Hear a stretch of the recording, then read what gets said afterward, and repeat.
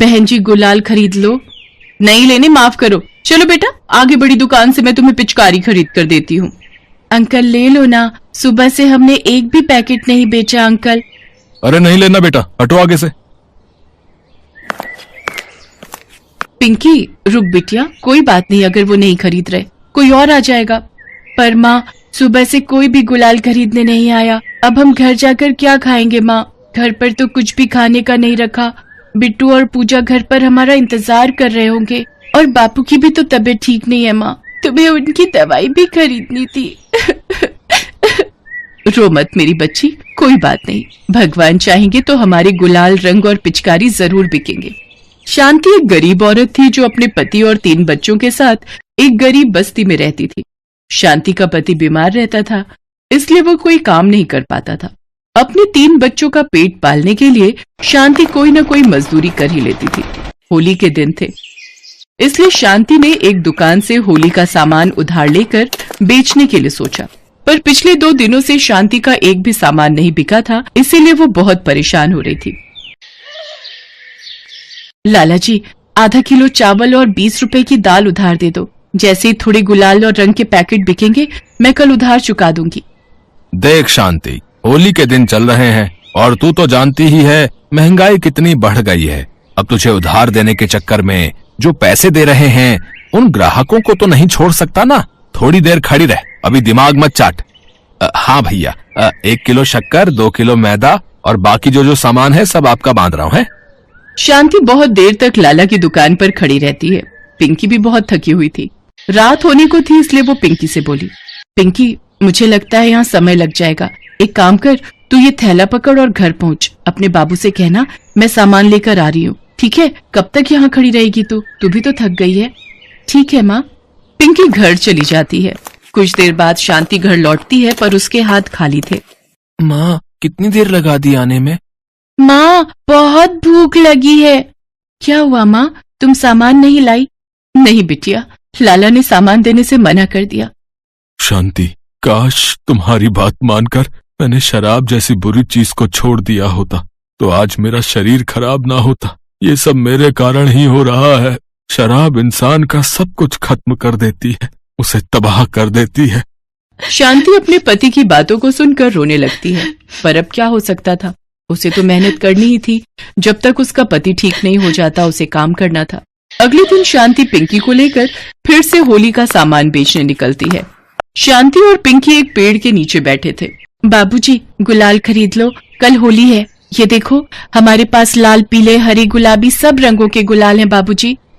नहीं बेटा, हम यहाँ से नहीं खरीदते। हमारी एक बंधी हुई दुकान है, हम हमेशा वहीं से लेते हैं। वो सामने जो बड़ी दुकान देख रही हो, हमने हमेशा वहीं से गुलाल खरीदे हैं, इसलिए हमें माफ करो। चलो बच्चों, जल्दी चलो, वरना भीड़ में बहुत देर में नंबर आएगा। माँ, हमसे तो कोई गुलाल और रंग खरीद ही नहीं रहा, सब उस बड़ी दुकान से ही खरीद रहे हैं। अब हम क्या करेंगे? कोई बात नहीं पिंकी बेटा, कोई ना कोई ग्राहक तो आ ही जाएगा। वो व्यक्ति जल्दी में था, उसने ध्यान नहीं दिया, उसका बटुआ सड़क पर गिर गया। व्यक्ति बड़ी दुकान से सामान खरीदने लगा, तभी पिंकी उसके पास आई और उसे आवाज लगाने लगी, बाबूजी, बाबूजी। क्या बात है? एक बार में समझ नहीं आता तुम लोगों को? जब मैंने कह दिया कि हमें गुलाल तुमसे नहीं खरीदने तो तुम यहाँ तक आ गई। बताओ अभी, चलो जाओ। हाँ भैया, कितने पैसे हुए? जी 3000 रुपए हो गए। अरे मेरा बटुआ, ओ नो, लगता है मेरा बटुआ कहीं सड़क पर गिर गया। बाबूजी घबराओ नहीं, ये लो आपका बटुआ। वो आप सड़क पार कर रहे थे तो गिर गया था, इसीलिए मैं आपको ये बटुआ देने आई थी। ये लो बाबूजी। अच्छा मैं चलती हूँ, माँ मेरा इंतजार कर रही है। उस व्यक्ति की आंखें शर्म से झुक गईं। बिना सोचे समझे ही उसने पिंकी को कितना डांट दिया, पर आज पिंकी की ईमानदारी देखकर वह व्यक्ति बहुत लज्जित हो रहा था।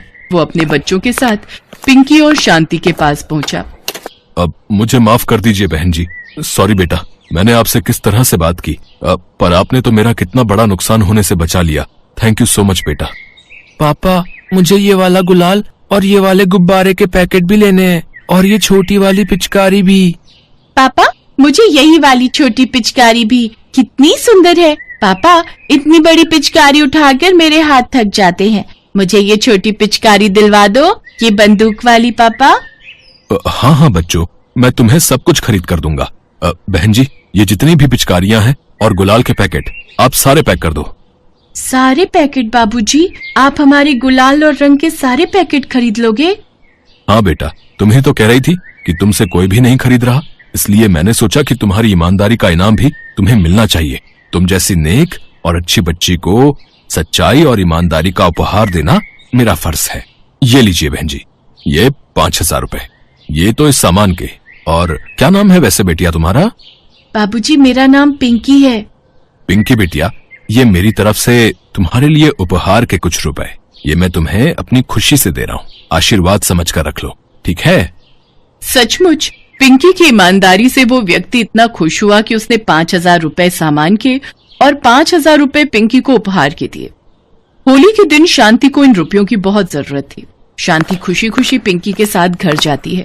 उस दिन वो अपने पति और बच्चों के लिए भरपेट भोजन भी बनाती है। होली के त्योहार पर वो कुछ मिठाइयां भी खरीदती है ताकि बच्चों के चेहरे पर खुशियां आ सके। शांति और उसका पति पिंकी, बिट्टू और पूजा तीनों बच्चों को बहुत प्यार करते हैं।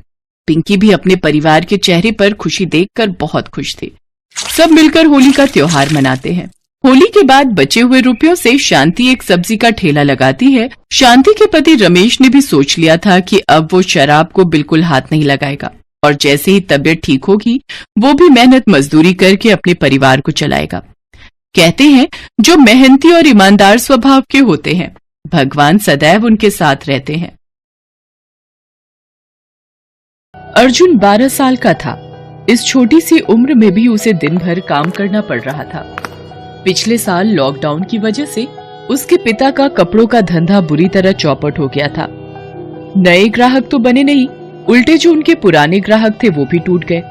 हालत इतने खराब हो गए थे कि उनके घर में खाने के लिए मुट्ठी भर अनाज भी मौजूद नहीं था। उसके पिता रोज सुबह काम की खोज में निकलते थे और शाम को थक हार कर घर वापस आ जाते थे। एक दिन जब उसके पिता घर आए, क्या हुआ जी, आज कुछ काम मिला? नहीं, आज भी कोई काम नहीं मिला। ना जाने भगवान हमारी कैसी परीक्षा ले रहे हैं। आज तो बनिए ने भी और उधार देने से मना कर दिया। कह रहा था कि पहले पुराना कर्जा चुकता करो फिर सामान मिलेगा। अगले हफ्ते होली भी है, ना जाने इस बार की होली कैसे गुजरेगी। अर्जुन और उसकी बहन मानसी घर के बाहर बैठे हुए थे। तभी उन्हें उनके पड़ोस में रहने वाला बबलू दिखाई दिया। उसके हाथ में होली के सामान की थैली थी। उसमें बहुत सारे रंग, गुब्बारे और पिचकारी भरी हुई थी। भैया देखो, बबलू कितना सारा सामान लेकर आया है। हम कब जाएंगे भैया सामान लेने? जाएंगे मानसी, हम भी जाएंगे। अर्जुन ने कह तो दिया था, मगर समझ में उसके भी नहीं आ रहा था कि ये सब कैसे होगा। अभी दोनों भाई बहन गुमसुम बैठे हुए थे कि अचानक अंदर से पापा के चिल्लाने की आवाज आई। अर्जुन, मानसी, जल्दी अंदर आओ, देखो मम्मी को क्या हो गया है। दोनों भागकर अंदर गए। अंदर मम्मी बेहोश पड़ी थी। देखो, मम्मी अचानक से बेहोश होकर गिर पड़ी है। तुम इसका ख्याल रखो, मैं जल्दी से डॉक्टर को लेकर आता हूँ। थोड़ी देर बाद पापा डॉक्टर को लेकर आए। डॉक्टर ने मम्मी की जांच की और कहा, इन्हें खून की कमी है। सही से खाना पीना ना होने से ऐसा हो जाता है।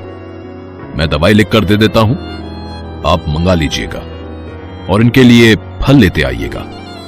डॉक्टर के जाने के बाद पापा सोच में पड़ गए कि अब दवाइयों और फलों का इंतजाम कैसे होगा। तब तक मम्मी को भी होश आ गया। सारी बात जानकर वह बोली, एक तो पहले ही इतनी मुसीबत थी, ऊपर से मैं भी बोझ बनकर बैठ गई। नहीं माँ, तुम बोझ नहीं हो, मैं करूंगा तुम्हारी दवाइयों का इंतजाम। पापा प्लीज मुझे रोकना मत, मैं कल ही किसी काम की खोज में जाऊंगा। पापा कुछ नहीं बोले। अगले दिन अर्जुन काम की तलाश में निकला। साहब कुछ काम मिलेगा? क्या काम कर सकता है तू? कुछ भी काम चलेगा साहब। तो फिर ठीक है, झाड़ू उठा और दुकान के सामने झाड़ू लगा दे और अंदर होली का सामान रखा हुआ है, उसे बाहर सजा दे। अर्जुन दिन भर मेहनत करके सारा काम करता है। जब दुकान बंद होने का समय होता है तो वह दुकानदार के पास जाता है और कहता है, साहब कुछ पैसे मिलेंगे? अरे अभी तो काम का एक ही दिन हुआ है और तुझे अभी पैसे चाहिए? कहीं नशा वशा तो नहीं करता है ना तू? नहीं साहब, घर में माँ बीमार है, उसके लिए दवाई और कुछ फल खरीदने हैं। दुकानदार को अर्जुन की बातों में सच्चाई नजर आई। वो उसे कुछ पैसे देते हुए बोला, ले, ये कुछ पैसे हैं, ले जा और कल सुबह जल्दी आ जाना। होली के कारण ग्राहकों की भीड़ बढ़ती जा रही है। अर्जुन दवाइयाँ और फल खरीदकर घर जाता है। सामान देखकर माँ रोते हुए उसे गले लगा लेती है। उस दिन से अर्जुन काम करने लग जाता है। होली में अब सिर्फ 2 दिन बचे हुए थे। अर्जुन दुकान की साफ सफाई कर बाहर बैठा हुआ था।